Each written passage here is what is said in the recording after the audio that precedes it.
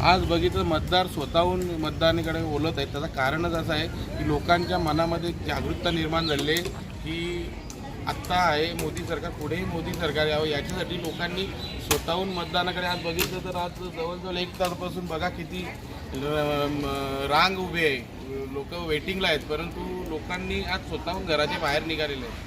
आज बघितलं तर आदरणीय केंद्रीय मंत्री कपिल पाटील साहेब यांनी 10 वर्षामध्ये आणि मोदी सरकारच्या माध्यमातून आज बघितलं तर या भिवंडी लोकसभेमध्ये हजारो कोटींचा निधी आणलेला आहे, विकास कामे केले आहेत. आज जनतेचा कौल त्यांच्याकडेच आहे. मला पूर्णपणे खात्री आहे की ते आज होणाऱ्या मतदानामध्ये येत्या 4 तारखेला त्यांचा रिझल्ट नक्कीच 100% ते निवडून येतील.